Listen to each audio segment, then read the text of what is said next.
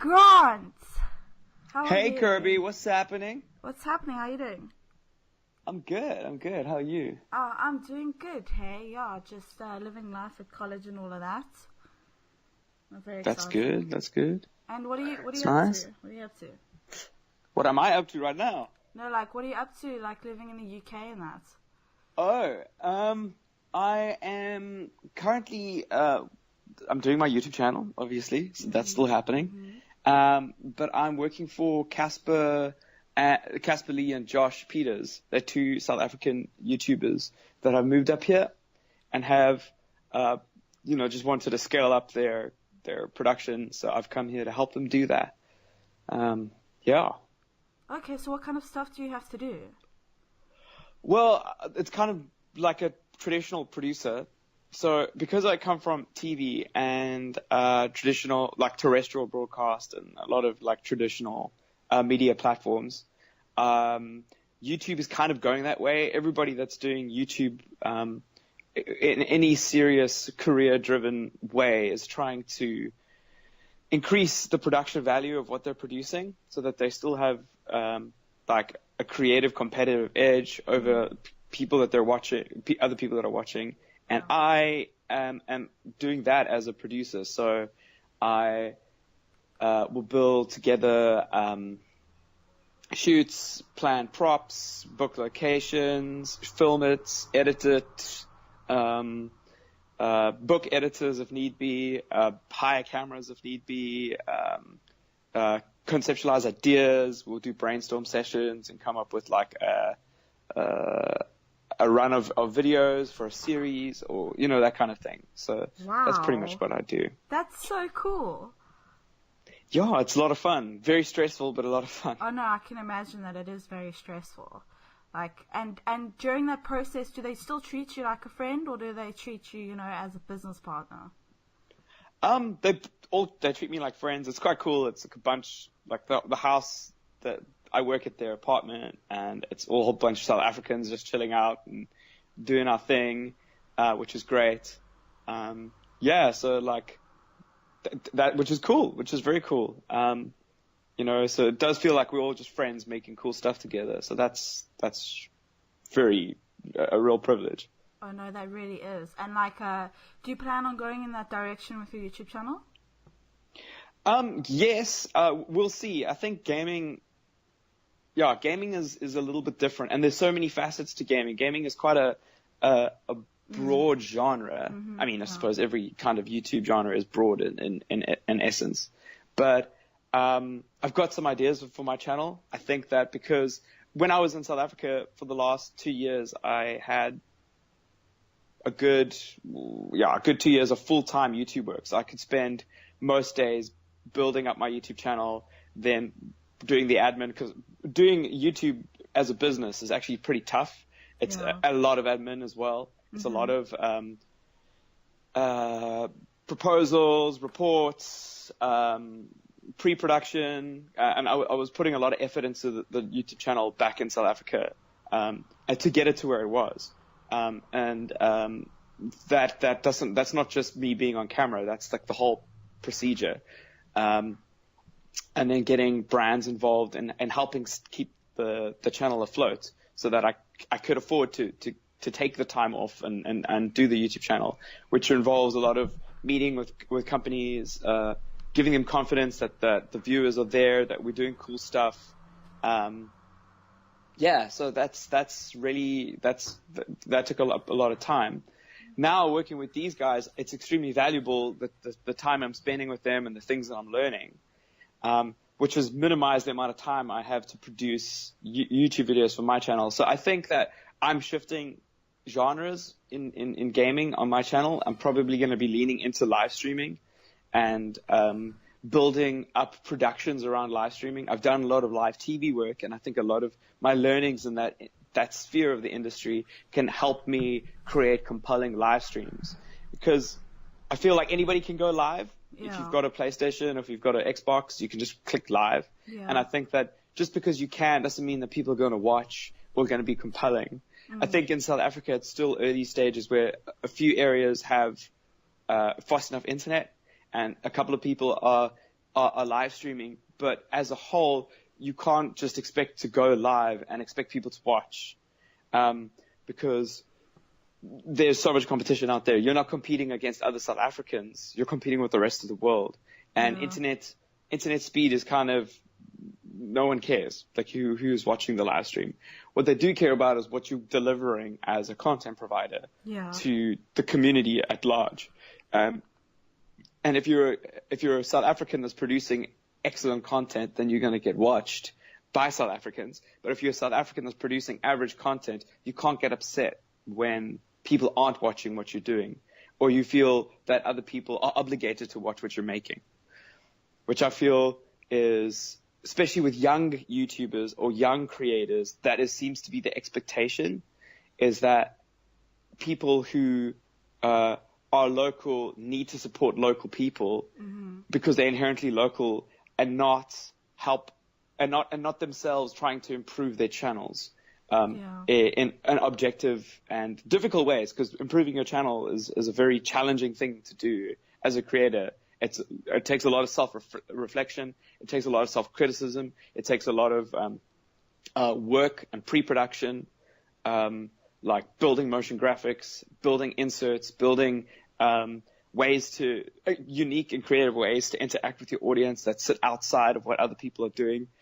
Or if you are emulating, I think it's okay to emulate what international streamers are doing, the big ones. But if you're doing it, you got to do it in an excellent way. You can't do it in a way that's average. You can't do it in a way that's the same as them, because you've got to differentiate yourself from what other creators are making. Oh yeah, no, definitely. I also, what irritates me is, like I do shout out videos. Like I do five YouTubers, and I give them shout outs on their channel. I look at their videos and things, and then tell people to go sub and that. And it really helps when you do have a larger fan base, larger, like a lot more subscribers, because obviously more people see it. But what irritates me is I never ever see international YouTubers doing shout outs. Like proper shout outs, do you know what I mean? Yeah, I mean, I think there are a few. The way the international scene works is a little different. Remember, there's a lot of like YouTubers out there, and we're very, what's the word? We're very nepotistic in South Africa. So we feel isolated being on the bottom of Africa, definitely. Creating content like that. Whereas, like, I think that South Africa, like, we've got the whole of Africa. Africa's got like some of the most exciting, like there's incredible internet in like Kenya, and there's some incredible creators that are coming out of the middle of Africa, but we don't necessarily care, because South Africans are generally in on our own. I mean, even here, like, I'm working for two South Africans. So we very much stick together. And in the neighborhood that I live in, Rains Park in Wimbledon, in here, there's just tons of South Africans that are just kind of sticking together. Whereas I feel that a lot of international communities don't necessarily do that or need that. We are also on the back end of internet. So we are now starting to see some cool YouTubers come out of South Africa. Whereas other countries have had that for quite a while. So a shout out video is not necessarily, something that a big YouTuber out here would do. PewDiePie used to do a few shout out videos, I think like a year ago. But at the same time, like the best way to shout out somebody is if the kind of content that you're creating aligns with another content creator. So right now on my channel, there's a guy called Gamehead ZA, or I don't know if you know Gareth Haynes. Yes. He's based in Cape Town, and he's made himself available pretty much every time I live stream, because my time is very limited right now. I'm working 90% of the time, 95% of the time. And one of the only reasons I can do this is because Les is away. So I have like an hour to do a podcast, but I'm trying to do freelance work to make up money. London's expensive, yo. And then when I do have the times, like I get home at about 9 o'clock, and then I try live stream, and then I'll eat while I live stream. And then I'll try to do it for 2 hours. And Gareth has made himself available to live stream with me, which means that I'm able to call him out because he's making similar kinds of content to me and he's available.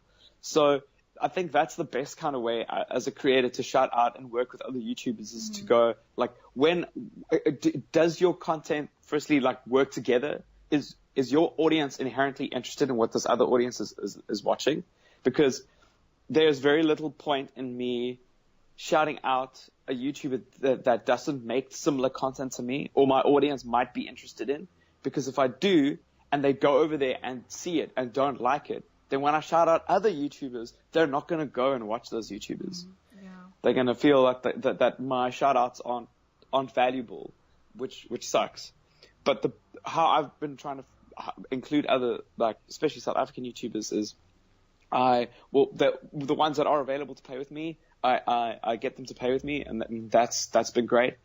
And then I've answered like I've dropped a couple of YouTubers some voice messages on WhatsApp who've asked questions about like how to set up their channels and whatever, and kind of just handhold them through a couple of processes, because I can tell you what to do that might be useful, but you've still got to do it. And the thing is, I can't make a YouTube channel happen. Everybody expects Casper to make something of South African YouTubers. They expect Casper to shout out South African YouTubers, but I don't think that's a fair expectation, because Casper had to work his way firstly to get to that point, and by part of that process of working your way to a couple of million subscribers means that you're constantly working out content that you know is going to work, versus a YouTuber that just gets shout out and gets like 100,000 subscribers, finds out that they don't like making YouTube videos, finds out that they're not necessarily great at making YouTube videos because they haven't worked, or they don't understand why their audience is not watching their stuff. You'll see, even now, you see YouTubers with like 1 million subscribers only getting 20,000 views a video. I don't know if you've seen that recently. That's like a trend that's happening. And as part of that trend is that it's people are migrating kinds of content. Yeah. So they're not necessarily watching the thing that you were making, but you carry on hammering the same thing. It's like television. You've got to evolve. You've got to work out what's compelling. It's a production. And if you're not prepared to put in that work into that production, then YouTube is not necessarily a platform for you, because I'm not sure if what you're interested in is making YouTube videos or if it's just to be popular. And then the time and effort that Casper would put into giving somebody a shout out is wasted on somebody that is kind of like discovering that they don't like a platform, versus if he invests time, somebody like Josh, who he's invested time in, knows what the platform's about, is passionate about making videos like that, really wants to build their channels, and that's important. That's a valuable use of Casper's like energy. And then on the side, what he's trying to do is build up the profile of YouTube South Africa as a general thing. So he right now he's done a media run. If you guys are watching a lot of the newspapers and reading a lot of magazines right at the and television stuff at the moment, you'll see that Casper's in a bunch of newspapers talking about a company he's involved in called Influencer, but at the same time talking about its relevance to South African YouTube and how South African YouTube should be encouraged. So even though it might not be a direct shout out to individual YouTubers, which is a lot of the expectations, you can still build the community in ways that are peripheral to that, which support and bolster the community. Yeah. There are a lot of people we admire and respect that we haven't named out. Like, I really enjoy Sibu Mpanza's stuff, but Casper hasn't necessarily met with him, hasn't given his channel like a shout out or a boost, but we are like in the wings with these content creators and helping them with the best of our knowledge build great brand relationships and shape their content. And that's kind of another way of doing it. And I'm sure there are other YouTubers out here that are doing that with smaller YouTubers. Yeah, definitely. I mean, in the Sidemen particularly, Carl Freezy's not necessarily part of the Sidemen, but Carl Freezy's has helped another YouTuber called Will N.E. And Will N.E.'s really started to grow, and I think he's going to be one of the big new YouTubers from the UK. He's on 800,000 subs, so I mean, like, but for UK size, that's still kind of small. But he's like starting to really like make a thing of his channel, and a lot of South Africans don't know who Will N.E. is. But but that's kind of support that he gets from his friends is like the input that they're putting in might not be 100% public, but it's really affected their channels. Yeah. That's awesome, but even 800,000, that is, to me, that is a lot. In South Africa, that is a lot. That really is a lot. Oh yeah. For South Africa, yeah, but I mean, here you're dealing with, there are lots of YouTubers with well over 1 million subscribers here. And if you go to a meetup, all those YouTubers are here in meetings or at like somewhere in the city in the green room or whatever. There's just a lot of YouTubers with that quantity of creators, but also the audiences here. So South African audience sizes are small because it's a smaller country. So if you exclusively focus on South Africa, your audience is limited to a X amount of subscribers. It can't necessarily be beyond that. Especially if you are like an English-speaking white South African, your community is actually very small if you stick to that community. If you're a South African who appeals to everybody in the country, which I hope you should be, then you have quantities of people that you can, have a really huge channel with. But because our country is so divided culturally, and people, especially white people, don't want to move beyond their little bubble in culture, they complain when they don't get the support from the community, the white community, and that's the only size they get. It's the same with the music industry. I've heard a lot of people complain, like, who are in metal bands, who go like, well, there's no industry in South Africa with metal, that's so sad, whatever, because your music doesn't appeal to everybody. And that's not a bad thing. Yeah. Like, for the country, it might suck for you as an individual, but for the country at large, you're just very disconnected with what South Africa is. Because South Africa is not the bubble that you're in, the Western bubble that you're in, doesn't necessarily equate to what the vast majority of South Africans are into. And if you're not creating content that the vast majority of South Africans are into, then, or supporting them, then you can't expect them to come watch and be a part of what you're making. It's the same with music. It's the same with television. It's the same with movies. It's the same with YouTube. It's the same with everything. Oh yeah, no, I completely agree. What is your, do you know how Casper, Casper does represent South Africa, he is an icon for us as a YouTuber. Do you know how he managed to get so popular?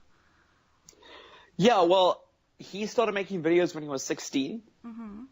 And actually 15, I think, was when he started making videos. And he actually had 3 channels. This is his third.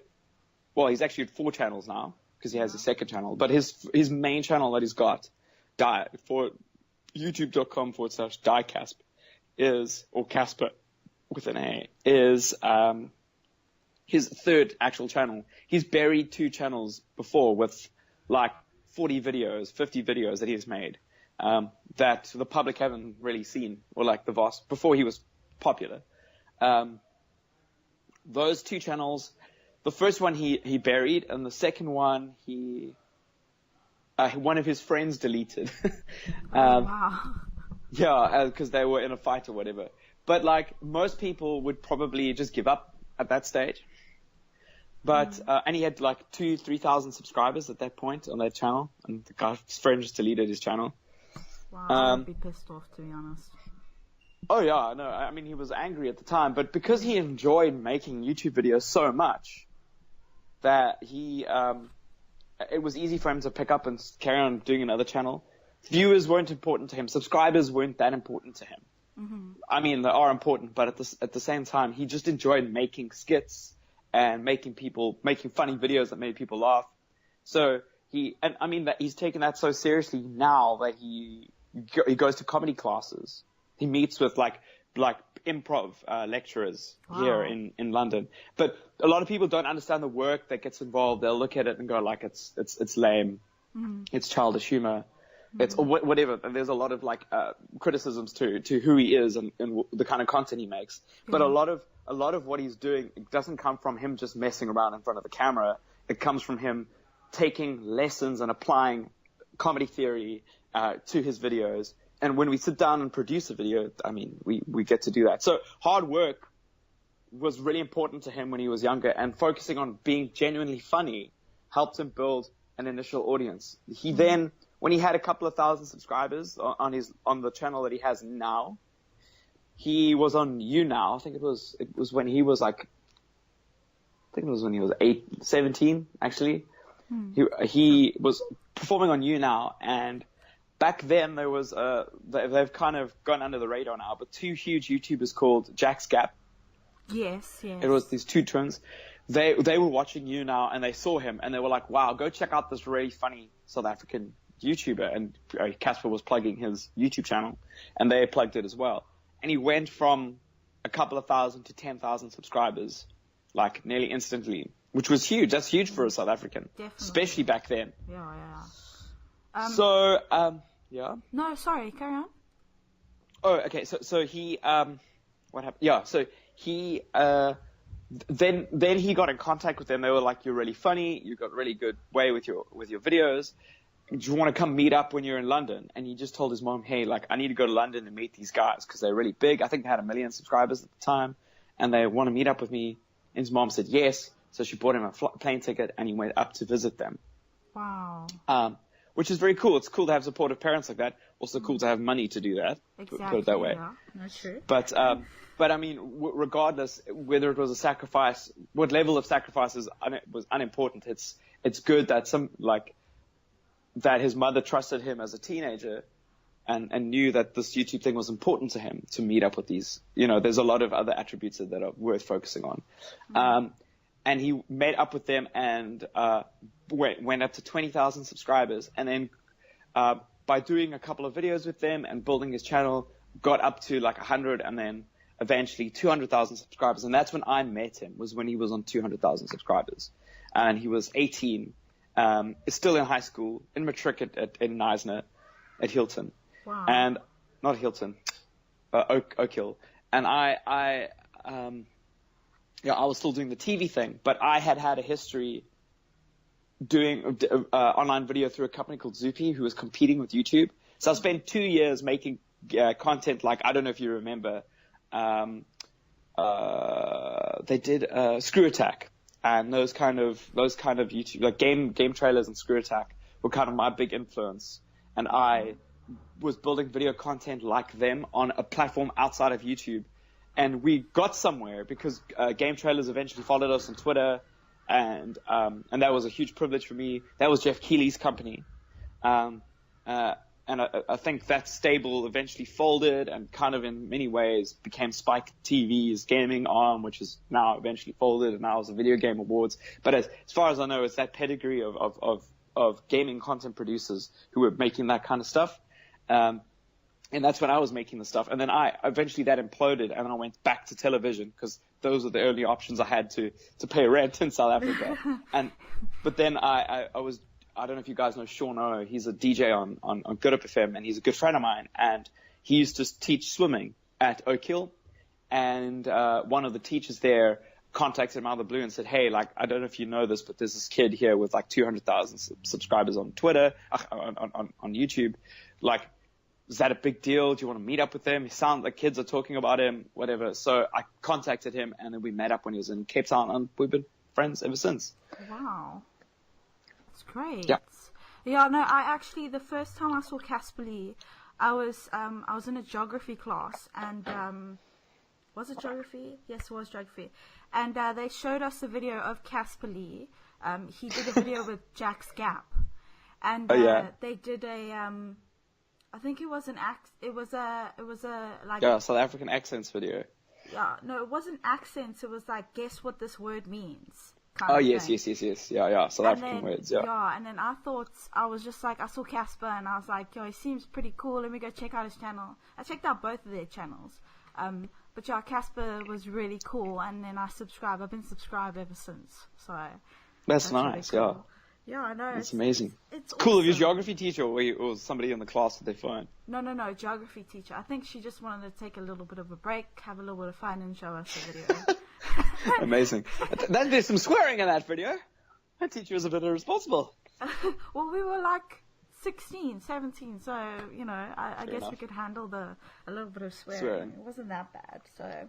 But it's just, it was crazy to think, that that's how far it can actually go. It can even go further. Like, you can reach that if you put your mind to it, Yeah, I can't say much, but what's going to happen to Casper in the next couple of months is going to blow everybody's minds.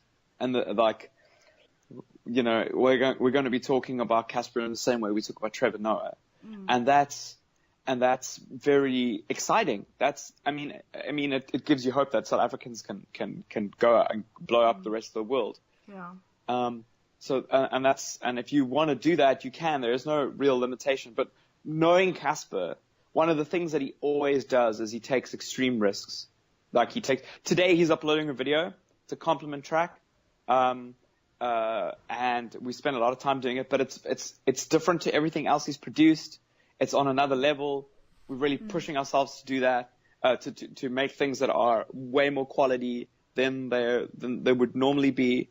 And we're just stepping up everything we're doing. And it's risky in compared to what you would do on YouTube traditionally, because you kind of stick very close to what you're good at. But because YouTube is changing as a platform drastically, it's changing drastically, a lot of creators need to think, especially the big ones, but even if you're new on YouTube, you need to be very conscious of how and what you're producing in order to be successful.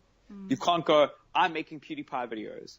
That was 2016.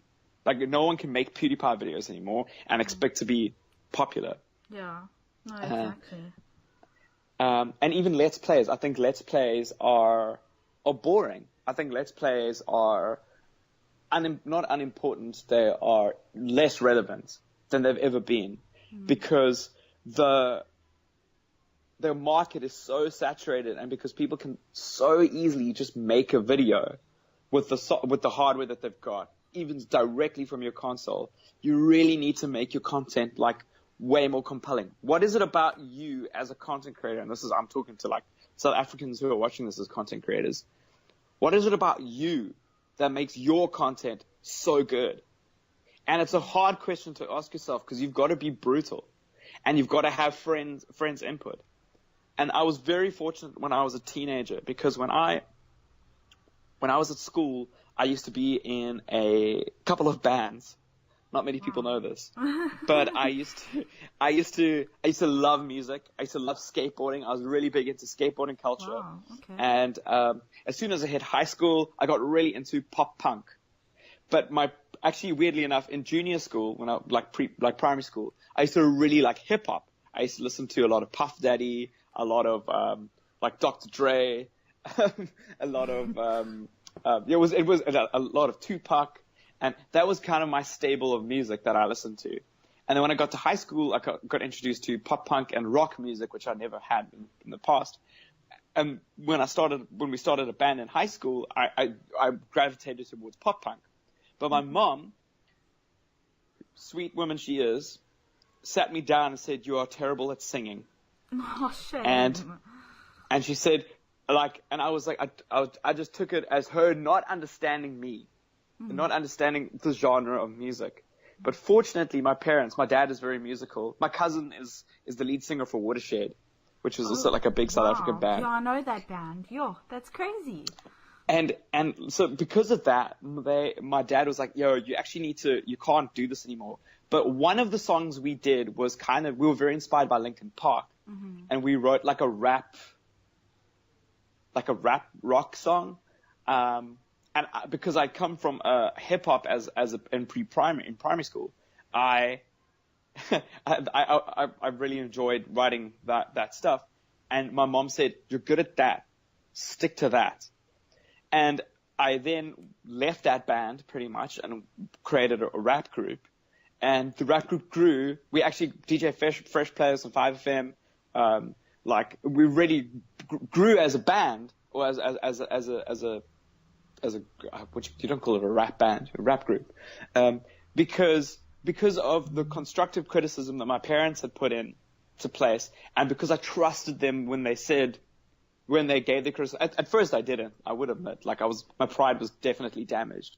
But when you have people in your life that you trust, that you can turn to and they can tell you how it is, and you can be critical with yourself and learn how to adapt what you're making, then you are bound to be successful.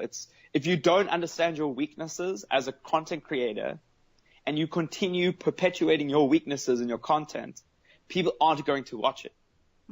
And very much the same way as if you don't know your weaknesses as a musician and you carry on making music with those weaknesses in it and you aren't evolving, then people aren't going to continue listening to your music or buying it. Yeah. No, that's very true, yeah. So I'm going to go a little bit from that there. So I watched a bit of your live stream last night. Yay! I heard you talking about Casper Lee, and you said that you were going to mention some things as well. Because I did actually see on his channel that he was uploading, like, I don't know if it's a diss track, or you said it's a complimentary thing, hey? It's a compliment track, yeah. Okay, cool. Well, you mentioned like something about Casper Lee. Did you mention anything last night? I didn't. We didn't get to 100 likes. So what time did you stop streaming? Like 11:30. I struggle because I'm so tired. Generally, yeah. I'm struggling to stream past 2 hours. Whereas back home, I'd stream happily for 6 hours at a go. But now it's a little bit more tiring, and also I've got that freelance work this weekend, so I've got to get up early and get that going on that stuff. So, yeah. Wow. So. No, yeah, okay, no problem. So, living in the UK, how is that compared to living in South Africa? How would you compare it? It's very difficult, actually. I think that a lot of people think.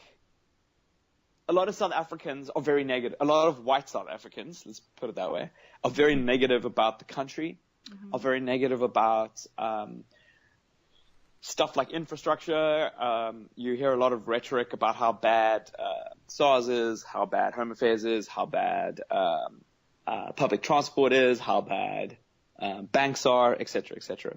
I found that, internet is another one. I found that for the most part, that's not necessarily the case. That's actually the biggest learning I've had, is that things are so much more difficult here because it's so bureaucratic. And because of that, it makes things very difficult to do. Taking out a bank account is very hard here. It's this huge process you have to go through because everybody's got to be so strict to the law and stuck to what they need to do that, like, if you open up a bank account, you need to organize an appointment. You need to have all your paperwork for that second appointment.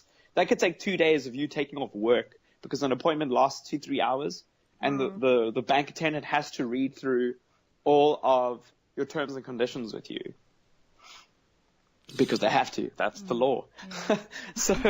So like I like it's that kind of thing which makes this country very difficult, and it permeates everywhere. The bank account apps that I've got, every single one of the bank account apps that I've seen in South Africa are better. My Standard Bank app is better.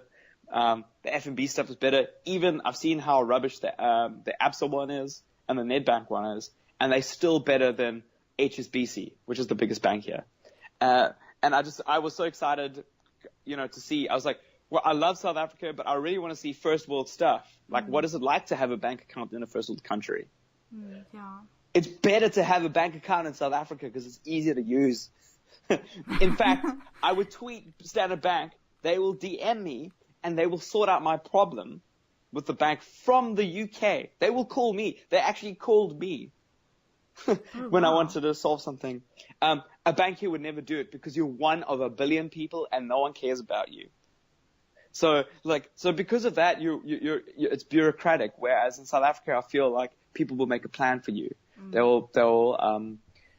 will, if you have a problem, they'll go like, don't worry, if you bring your paperwork tomorrow, we'll sort it out. Just come in and we'll slot you in. Whereas here, it's not necessarily the case. You've got to get back into the machine. Yeah.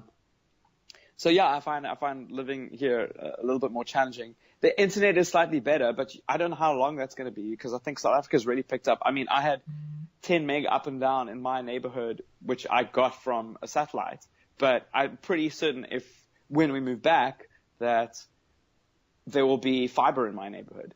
and that might take 6 months to a year. And I don't think that's too long to wait for data like that. If you go like, cool, for the next 6 months, I'm just going to use 4G, that's a small price to pay. Whereas like here it's like, the one thing actually here that's cool is cell phones. There's more competition here, and it's way cheaper to get like unlimited data. Oh, really? On your phone. Yeah. So I pay like £30 a month, and I get unlimited data, 30 gigs of tethering, 200 free minutes. Crazy. And you say competition, like what are there different phones there compared to, over here it's like competition between Samsung and iPhone. What's it? Oh, it's the same story here. Oh, it's the same story here. Okay. So the competition is in the tech scene is the same. The phones that the Huawei and iPhone and all that, it's all the same up here. Everyone's either got iPhones. A lot of business, I think the iPhone's like the new BlackBerry. A lot of business people have iPhones. Yeah. We'll see. Yeah, it's going to be hard. I don't think the next thing's going to be a phone. I think the next thing is going to be like another device that acts as a phone. But anyway. That'd be cool. Like I remember I actually saw like I think it was like a watch that like, cause I believe like technology is going to become like you can just tap a watch or whatever and your phone like appears in front of you. Do you know what I mean? Like a transparent kind of thing. So maybe that could be a possible future thing as well, which is pretty exciting, hey? Yeah, I think there's something like that's going to happen. I think it's going to be more voice activated and less, because there's a lot of research getting put into that kind of tech. There's very few reasons you look at your screen on your phone if you don't have to, unless you're reading. Yeah. So if you're looking through Twitter, or if you are watching like a YouTube video or whatever. But if you could just go like, hey, what are my events today? Hey, can you put that on my reminders list? What are my reminders? Those things are very important. Can you send an email to this? Can you read out this email to me? You can already do that stuff with Siri, but it's really helpful. No, it is, I think that's kind of the direction they're going for. If they can replace a lot of interactions with ones that you don't have to. I think glasses might be the new thing actually, because then you can still see stuff, and that stuff can disappear without you having to pull out a device. Oh, that's cool. And then you can also improve. You can augment stuff, so you can put stuff so you can walk through a store with glasses on, and it will tell you like if your store is Apple Glasses enabled, then you could probably get like discounts and specials that like will pop up in front of you. Wow. But it won't be too intrusive. It'll just like pop around on the shelves and motion track where the products are. So so that's where you'll get the prices. And then if you put stuff in your trolley, it can tally what the value of all your items in the trolley are, for instance. Sure, that's crazy. That stuff's not far off. Yeah, no, we're gonna get there one day. I actually remember I watched Logan. I watched Paul, cheapest. It's so dope. I watched a Logan Paul video, and he actually had like these glasses that were like Snapchat. Oh yeah. Did you see the guys that? have also got them. Yeah, really? Casper's got Snapchat glasses. Yeah, that is so cool. How does it work actually? It's a 720p camera, two 720p cameras I think on either side of the frames, and there's a button on the side, and you press the button and it'll record like a short video clip, like 20 seconds or something. What's this? It's like, what's a Snapchat? 10 seconds or something? Something there. And it records it, and then you can download it to Snapchat or your phone and then share it. Wow. So that's pretty cool. It's very cool. The whole visa thing. Did you your visa? How long is your visa over there? And then do you have to come back? And then are you going to stay here for a bit and then go back? Yeah. Well, right now our visa is only for a year, so get back in March next year. But we might extend it depending on the work that Casper needs done. Mm-hmm. I think we can extend it for another year because we're on a tier 5, so I'm under like an exceptional person's visa. So because I'm published and been on TV, I can get a visa that says like no one can do the work but me, because no one is me. if that makes sense. Yeah. So because that's the trick that they need. If you can't, anyway, long story. There are a lot of plumbers up here. So if I was coming up as a plumber, it would be hard. But because if I was a plumber with a TV show, no one can run my TV show as me. If that makes sense. Yeah, no. So I'm up here on that visa. We can extend it if hopefully if Casper needs help, and then if we decide to stay here, if the opportunities grow, which I think we will. Aleza's got a job at Penguin Books. And that's been her dream, so that's happening now. We'll probably apply for tier 2s through some companies, which means that we get to work here legally outside of our sponsorships. That's a long story, but our our working visa's complicated here. Mm-hmm. And then if we like it enough, we will stay. I suppose it's more about I'm going where the work is. So I want my channel to grow. I want to do some really powerful stuff in the YouTube space. Google UK is here. Wow. Casper's projects are blowing up. I want to be involved in a part of that. Mm-hmm. And if that's where it's happening, that's where it's happening. If we move back to South Africa, we're totally cool with that as well. We love home. I miss home so much. Again, there's a lot of cool stuff. We'll always be South African. Mm-hmm. Yeah. I love, so I miss my family. Haven't seen my family for 8 months. It's important to us. Oh yeah, no, definitely. I mean, growing up in South Africa, it's such a different culture. It's a culture that you won't really find anywhere else, And South Africa is beautiful.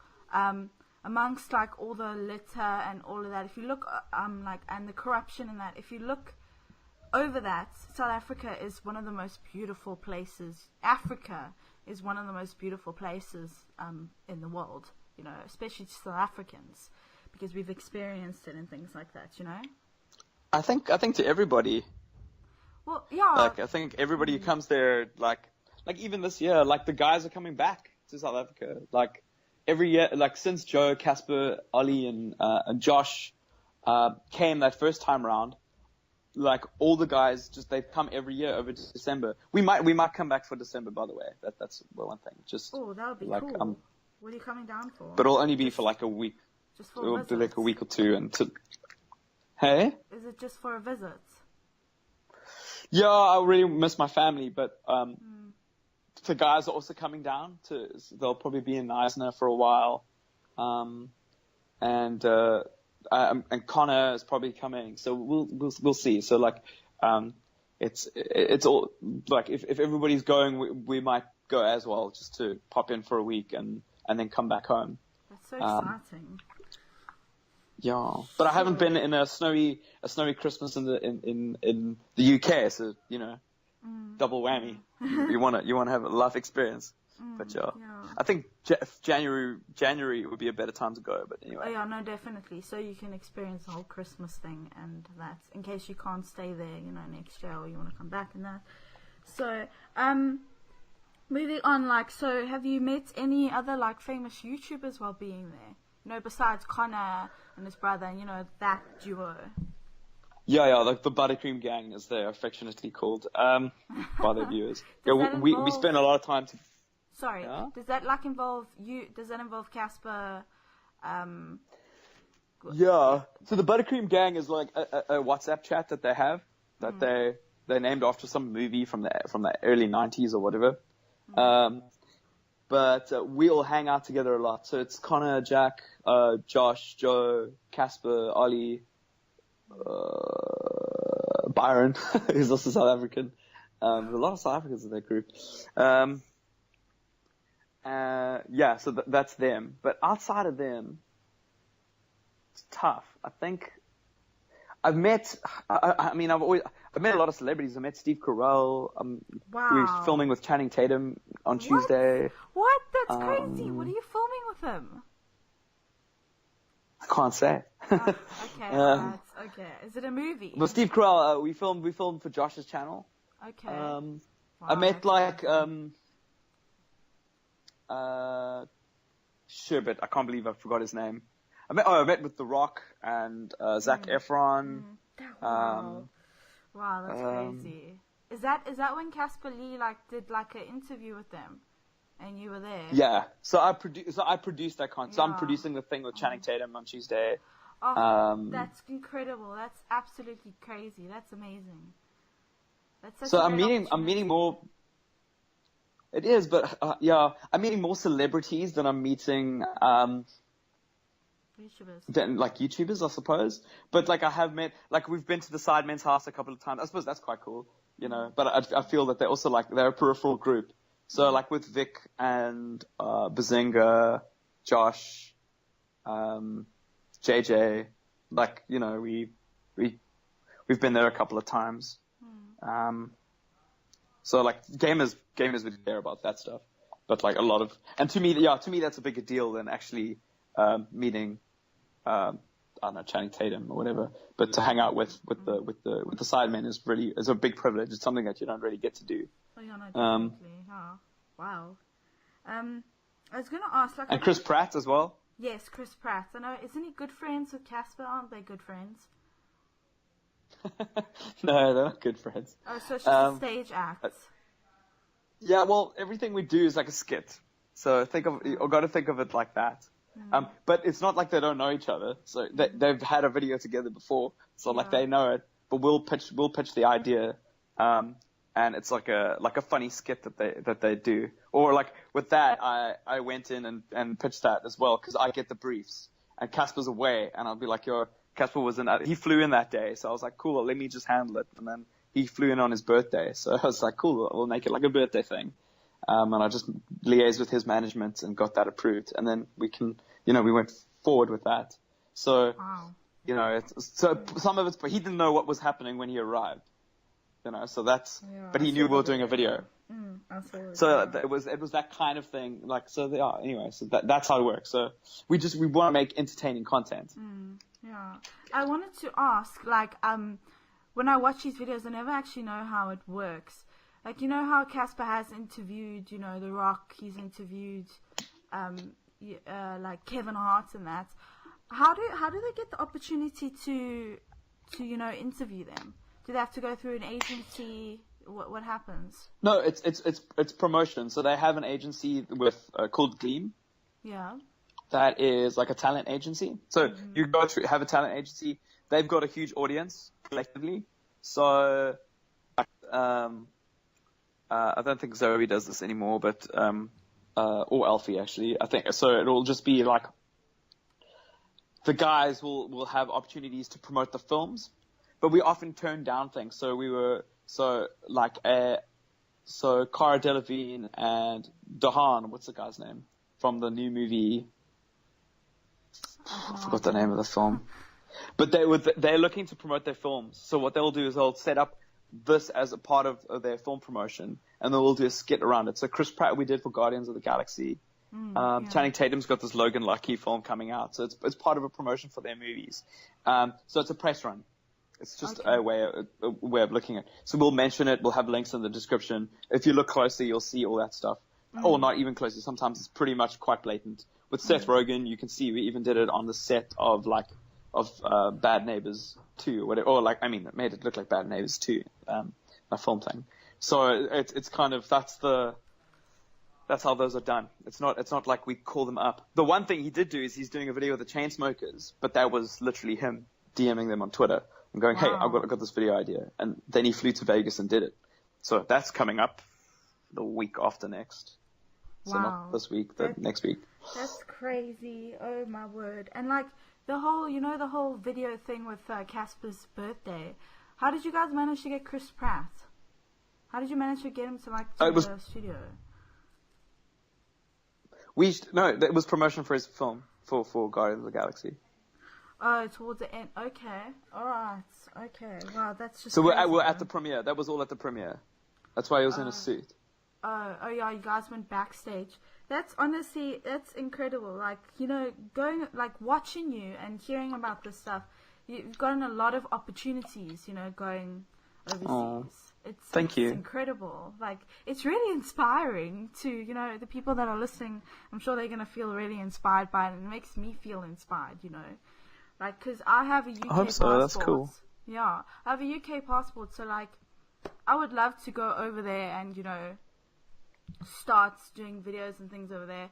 But again, there are a lot of YouTubers trying to make it in the UK, so I know I'd have a lot of competition. We can do it from South Africa. There's nothing stopping us from doing it from South Africa. Again, it boils down to creative content that differentiates what you're making through everybody else. Mm-hmm. Whether you like them or not, the Unford are doing it. Like, and they can do that from South Africa. They do. They make their music here. They live here for the majority of the time, and then they travel. But the travel has come from them producing interesting music, meeting the right people, exploiting those positions, getting people to hear what they're making. YouTube, you just have to make the best production you can. Yeah, no, definitely. And South Africans have a tendency to complain about people just not supporting them, or it's the blame is always on somebody else for the channel not succeeding. Yeah. But if you've got 2,000 subscribers or more in South Africa, I think you're doing pretty well. I think you're doing extraordinarily well in South Africa. And I've had lots of meetings with brands, and people just aren't professional enough in South Africa. I've met with a lot of South African brands who've spent money on my channel, so who've bought content on my channel, but because they approach those brands very deservingly, very expectantly, or unprofessionally, they have ruined their chances with those brands. And I think that, like, some of the success that I had on YouTube was the ability to do it full time, my experience on television and working on the channel beforehand, but also being able to sit down with brands and show them how YouTube works as a platform, becoming an expert on the platform. I would talk for Google at Ogilvy. Wow. To agencies, to how to use influencers. And a lot of people who didn't know that side of me, who didn't know my business side of who I was, like who just see me on YouTube, would dismiss me or dislike my videos or shit talk me and at events. And that's okay, because a lot of the people with that mindset are the same mindset who aren't going to succeed, because they aren't like looking at themselves and trying to improve what they're making. It's just easier to point at other people that are doing well and dumping on them. Yeah. So you need to go be very realistic. If you know, like if those same people came and asked me questions at an event, I would be more than happy to help them, talk them through. In fact, I have with a lot of people, like Francois Buddha, who's Rusty Pie Lover. I've helped him build the kind of content that he's producing. Or Frankie B, I've had a lot of chats with him about his channel. Yourself, I've had chats with about your channel. Yes. And it's because you guys are asking questions about how to help. And I put people like Frankie B in touch with people in Cape Town so that he has the opportunity to move there, because that was a big part of his stage in his career. He needed to move to a bigger city and be able to be in a space where you can collaborate and be available for gaming events and launches. And that was very important for him. So yeah, I don't publicly say that stuff, because that's generally on like private messages or private forums, but that's how I contribute. And I believe that the best contribution is people who are actually doing stuff and making it and following through. Yeah. Because also, if I introduce somebody like Frankie to a TV studio, then I need to be sure that he's not going to mess up that relationship, because my name is attached to that too. Yeah. And you'll be surprised, especially how many young people mess up those relationships because they feel that they're deserving of that role, or they just don't like the way that somebody spoke to them over email. And when that happens, I look bad because I vouch for this individual. That's incredible that you do that and all of that. It's really great. But yeah, I'm gonna let you go there. I've been streaming for like an hour, but I want to say thank you so much for. Oh, thank you. Thank you for chatting to me. Yeah, thank you so much. Really appreciate it. You're the first person that I interviewed, and great person I interviewed. I was really excited. I was like, you're actually the first person I thought of, to be honest. Oh, thank you. Anyway, thank you so much. I hope that things go well, and I will speak to you soon. Hopefully have you on again. Cool. Thanks, man, Kirby. I'll chat to you soon. Yeah. Good luck with the rest of the live stream. Oh, with the channel. The live stream. Oh, with the channel. The live stream. Oh, with the channel. The live stream. Oh, with the channel. The live stream. Oh, with the channel. The live stream. Oh, with the channel. The live stream.